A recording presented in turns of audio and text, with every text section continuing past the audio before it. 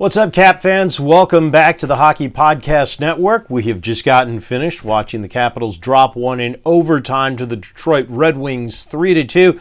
That does mark 7 straight games to start the season where the Caps have gotten at least 1 point. So that streak continues.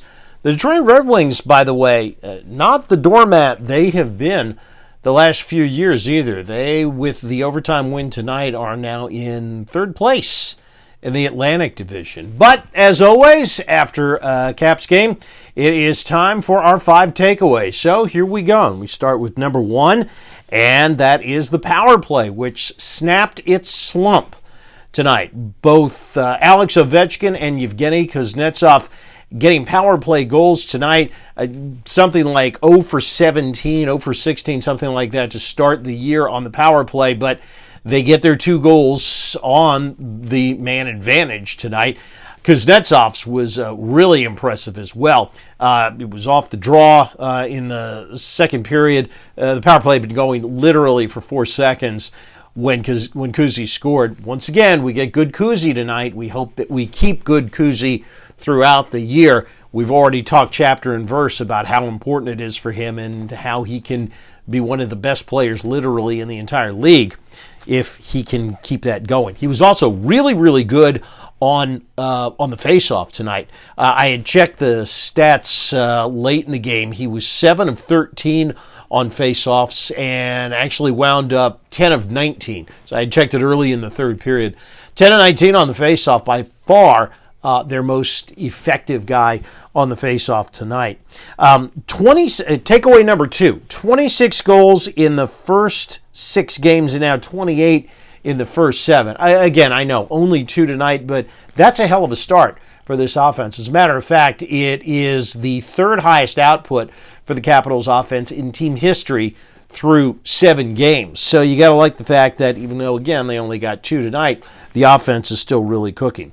Big night for Alex Ovechkin, and a big night, I mean a busy night. The goal puts him one closer to Brett Hull. Also, he had more ice time than anybody on the roster tonight. As I look through the final stats on the game, and I'm looking for Ovechkin here. Where is he? There's Ovi. 24 minutes and 10 seconds of ice time.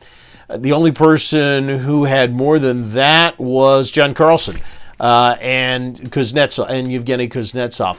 Kuzi had 24:51. Kuzi's also 5 years younger than Ovechkin. Interesting, though, when you look at that, both the fact that, obviously Peter Laviolette trusts Ovechkin. I mean, this is the grade 8 we're talking about. You hope that they can manage his minutes throughout the year, though. Again, 35 is still 35. But I like the fact, looking at that now, that Kuznetsov was on the ice for almost 25 minutes. That shows you that it looks like, at least, that he's really earning Peter Laviolette's trust back.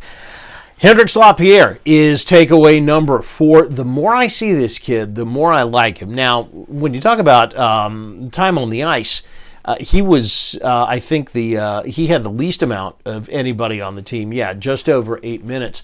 But boy, every game it seems like he makes 1 or 2 plays. You listen to Joe B. and Locker do the games. Invariably, every game, there's a couple of instances where they're like, oh, Hendrix Lapierre with a good play. Had a really, really nice rush in the 3rd period that I thought he was going to score on. Unfortunately, he didn't. He's making it really hard on Peter Laviolette to send him back to juniors here in another 2 games. But that's what they're going to have to do unless they want to burn a year of his contract. Still, both he and Connor McMichael, who played tonight as well, both of them are showing that they belong in the NHL. And if it's not for the balance of this season, I think you better get ready to hear the names Hendrix Lapierre and Connor McMichael a lot in the next few years. And finally, takeaway number 5. And it's a Red Wing. Goalie Thomas Greiss stood on his head tonight. Caps had plenty of good scoring chances, but boy, Greiss was just huge in goal tonight. 35 years old, had a couple of really, really clutch saves on his glove side there in the 3rd period.